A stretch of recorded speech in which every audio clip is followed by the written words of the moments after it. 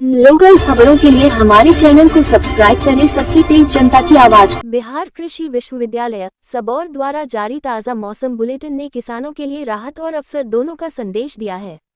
11 से 15 अप्रैल तक पूरे क्षेत्र में आसमान साफ और मौसम शुष्क रहने की संभावना जताई गई है। इस दौरान अधिकतम तापमान 30 से 35 डिग्री और न्यूनतम तापमान 20 से 24 डिग्री सेल्सियस के बीच रहने का अनुमान है। मौसम विभाग के अनुसार इस अवधि में बारिश की कोई संभावना नहीं है, जबकि 6 से 10 किलोमीटर घंटा की रफ्तार से पछिया हवा चलने की उम्मीद है।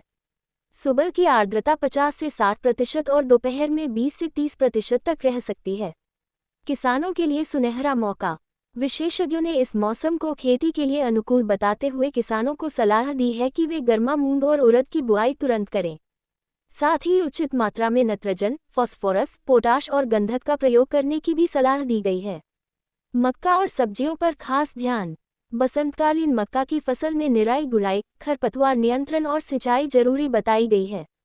वहीं भिंडी, नेनुआ, करेला, लौकी और खीरा जैसी सब्जियों की बुआई के लिए ये समय सबसे उपयुक्त माना गया है। आम बागवानों के लिए अलर्ट।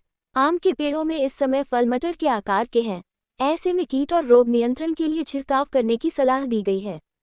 फल झड़ने से बचाने के लिए भी विशेष दवाओं का उपयोग करने को कहा गया है। मिट्टी और पशुपालन पर भी जोर। फसल कटाई के बाद किसानों को मिट्टी जांच कराने की सलाह दी गई है, ताकि अगली फसल के लिए सही पोषण मिल सके। वहीं पशुपालकों को पशुओं को विभिन्न बीमारियों से बचाने के लिए समय पर टीकाकरण कराने की हिदायत दी गई है। निष्कर्ष। कुल मिलाकर आने वाले 5 दिन किसानों के लिए बेहद महत्वपूर्ण हैं। साफ मौसम और अनुकूल तापमान के बीच यदि सही समय पर बुआई और प्रबंधन किया जाए तो बेहतर उत्पादन की संभावना काफी बढ़ सकती है। शेयर सब्सक्राइब करना।